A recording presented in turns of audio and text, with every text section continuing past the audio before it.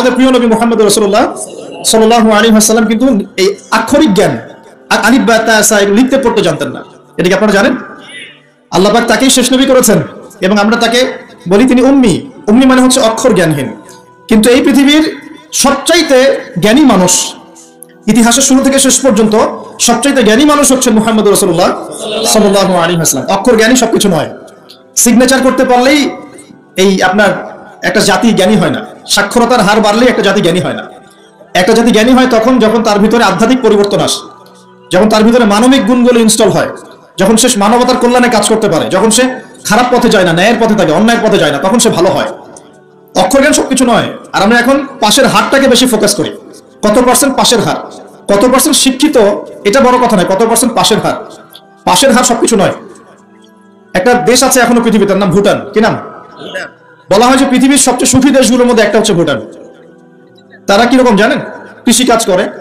হ্যাঁ, কৃষি কাজ করে, দিন আনে দিন খায়, চাষাবাদ করে, ফসল ফলায়। যে ফসল খাওয়া দাওয়া করার পরে যেটা বেঁচে যায় সেটা এক্সপোর্ট করে। কেউ কারোর সাথে হানাহানিতে যায় না। হ্যাঁ, ছোট ছোট ছোট পরিবারে বিভক্ত, গোত্রীয়, সেখানে গোত্রীয় বিভাগ কাছে কিছু পলিটিশিয়ানরাও আছেন, কিন্তু কারোর সাথে কোনো হানাহানি কাটাকাটি এইসবে নাই তারা। পৃথিবীর সবচেয়ে সুখী দেশগুলোর তালিকায় ভুটানকে বলা হয় একটা দেশ। এবার সামনে যান, নূহ আলাইহিস সালামের জীবন তো দেখলেন। এই 80টা পরিবারকে আল্লাহ পাক হেফাজত করলেন, বাকি সবাইকে ডুবিয়ে মারলেন। আমরা যারা এখন পৃথিবীতে বেঁচে আছি, এই 800 কোটি বা 1000 কোটি মানুষ, কোনো না কোনো ভাবে কিন্তু আমরা সবাই এই 80টা পরিবারেরই সন্তান। কথা বুঝতে পারছেন না মনে হয়? এই যে বিশ্ব ভ্রাতৃত্বের কথা বলি না আমরা, এই বিশ্ব ভ্রাতৃত্বের কথা তো পশ্চিমারা বলে মানুষকে দেখানোর জন্য, কথার কথা বলে। সত্যিকারের বিশ্ব ভ্রাতৃত্ব শিখতে হলে কোরআন পড়তে হবে।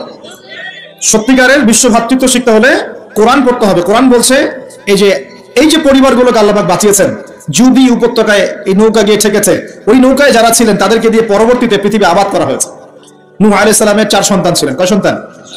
একজন হচ্ছে শাম। কি নাম? শাম। এই শাম এর বংশধর হচ্ছে এই যে মিডল ইস্টের মানুষরা, মধ্যপ্রাচ্যের যে মানুষরা আছে, এরা শামের বংশধর। এক ছেলের নাম হাম। হাম ছিল কালো বর্ণের, মানে ব্ল্যাক স্কিন। এই হামের বংশধর হচ্ছে আফ্রিকান কন্টিনেন্টে যে মানুষগুলো আছে, আফ্রিকান কন্টিনেন্ট, এই যে কালো কালো মানুষগুলো, তারা কিন্তু হামের বংশধর। একজন হচ্ছে ইয়াফাস। ইয়াফাস হচ্ছে ইউরোপিয়ান যারা, এরা হচ্ছে ইয়াফাসের বংশধর, সাদা চামড়া।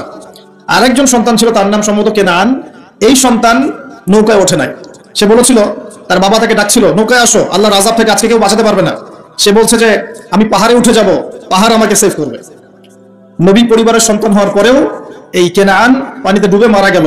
আল্লাহ পাক তাকে বললেন, হে নূহ, লাইসা মিন আহলিক, সে তোমার পরিবারের কেউ না। নূহ আলাইহিস সালাম বলছেন, আল্লাহ, সে আমার সন্তান, তাকে মাফ করে দাও।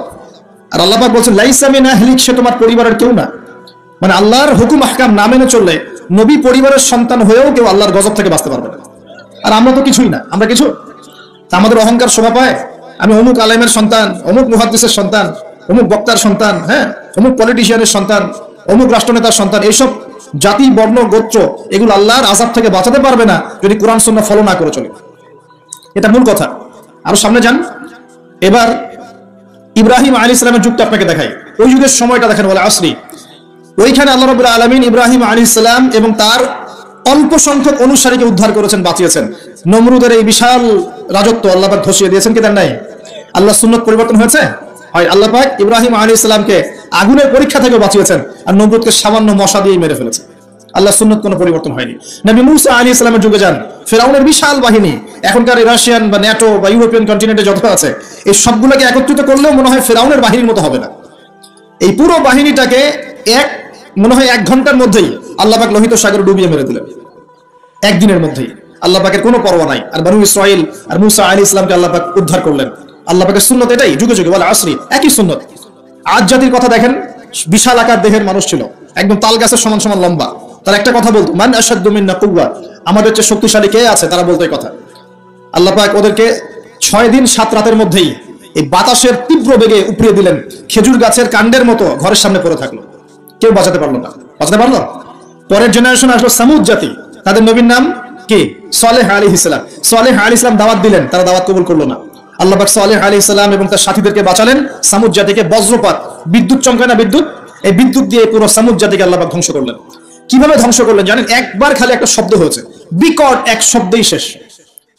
একটা বিকট শব্দ, ব্যাস এক শব্দে সবার জান চলে গেছে, জান কবজ হয়ে গেছে এক শব্দের মধ্যে। সামুদ জাতি শেষ। একটা জাতির নাম ছিল মাদিয়ান, কওমে মাদিয়ান। এই জাতির নবী ছিলেন শুআইব আলাইহিস সালাম। এই জাতির পাপ ছিল তারা মাপে কম দিত। কি করতো? আজকে যারা ব্যবসা করে মাপে কম দেন, সতর্ক হয়ে যাবেন। একটা জাতির উপর দুর্ভিক্ষ নেমে আসে তখন যখন ওই জাতি মাপে কম দেয়। আমাদের সমাজে প্রচুর ব্যবসায়ী আছেন যারা মাপে কম দেন, ভেজাল খাওয়ান, একদিনের খাবার আরেকদিন খাওয়ান, মিথ্যা কসম করে পণ্য বিক্রি করেন এবং মানুষকে বিষ খাওয়াতেও দ্বিধাবোধ করেন না, সামান্য কয়টা টাকার জন্য। সামান্য কয়টা টাকার জন্য। কয়দিন আগে দেখলেন না, এই যে বিরিয়ানি একটা রেড করলাম, দেখেন নাই? ওই যে 2 গ্লাস খাওয়াচ্ছে, খান আপনারা খান, ওরা খাবে না, ওরা খাচ্ছে না। এরকম ব্যবসায়ের সংখ্যা কি কম না বেশি? সবখানেই প্রতারণা। আমি এদিকে আসছি পরে ইনশাআল্লাহ। মানে শেষ জামানার সবচেয়ে বড় সমস্যাগুলোর মধ্যে একটা হচ্ছে বিশ্বাসহীনতা, প্রতারণা। এই জামানায় আমানত উঠে যাবে। কি উঠে যাবে? আমানত উঠে যাবে। আমানতদার ব্যক্তি খুঁজে পাওয়া যাবে না। নবীজি বলছেন ফোস্কার মতো মনে হবে, ফোস্কার মতো। গায়ে ফোস্কা পড়লে যেমন 2-1টা দাগ থেকে যায়, এরকম আমানতদার ব্যক্তি রেয়ার খুঁজে পাওয়া যাবে। মানুষ বলবে অমুক গ্রামে একটা আমানতদার ব্যক্তি আছে, এত রেয়ার হয়ে যাবে। সবখানে প্রতারণা। ঢাকার মতো শহরে যারা আমরা থাকি, মানুষের চোখে মুখে গেলে অবিশ্বাস, খালি অবিশ্বাস। কেউ কাউকে বিশ্বাস করতে পারে না।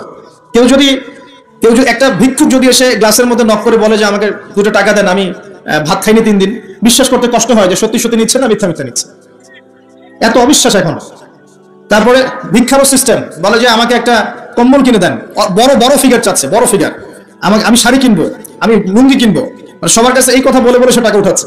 পরে গিয়ে দেখেন ওই টাকার একটা অংশ সে মাশাআল্লাহ নষ্ট করে ফেলছে, আর একটা অংশ দিয়ে কি করছে জানেন?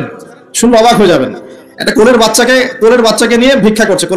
কোলের বাচ্চাটা সে হায়ার করে আনছে একজনের কাছে, ভাড়া নিয়ে আসছে। সেটা তার বাচ্চা না, অন্য কারো বাচ্চা ভাড়া নিয়ে আসছে। এবং সেই বাচ্চাটাকে ঘুমের ওষুধ খাইয়ে দেয়। কি খাইয়ে দেয়? ঘুমের ওষুধ খাইয়ে দেয়। ফিডারের সাথে অন্য কিছুর সাথে ঘুমের ওষুধ খাইয়ে দেয়। বাচ্চা ঘুমায় আর বাচ্চাকে ফেলে রেখে সে বলে যে বাচ্চা অসুস্থ, চিকিৎসার জন্য টাকা দেন, চিকিৎসার জন্য টাকা দেন।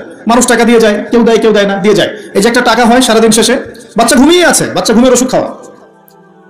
তারপরে এই বাচ্চাটার ওসিলায় যে টাকাগুলো সে আর্ন করলো হারাম পথে, এর একটা অংশ সে এই বাচ্চার আসল পিতা মাতাকে দিবে, দিয়ে বাকি অংশ সে সিন্ডিকেট করে খেয়ে ফেলবে। এটাও হয় ঢাকা শহরে। তাহলে এই যুগে আপনি কাকে বিশ্বাস করবেন? কিভাবে বিশ্বাস করবেন? এটা অবিশ্বাসের যুগ চলছে। জনগণ সরকারকে বিশ্বাস করতে পারে না, সরকার জনগণকে বিশ্বাস করতে পারে না। সমাজ নেতা জনগণকে বিশ্বাস করতে পারে না, জনগণ সমাজ নেতাকে বিশ্বাস করতে পারে না। একজন ইমাম সাহেবকে মুসল্লি বিশ্বাস করতে পারে না, মুসল্লিকে ইমাম সাহেব বিশ্বাস করতে পারে। কোনো ক্ষেত্রে একটা ওয়াজ মাহফিল হচ্ছে, ওয়াজ মাহফিলের আয়োজক কমিটিকে বক্তা বিশ্বাস করতে পারে না, বক্তাকে ওয়াজ মাহফিলের কমিটি বিশ্বাস করতে পারে। এমনও হয়েছে, ওয়াজ করে চলে গেছে, এমনও হয়েছে যে ওই খামের ভিতরে সব পাত্তি, কিছুই নাই। তো এরকমও যে হইতে পারে সেটা তো কল্পনা ছিল না।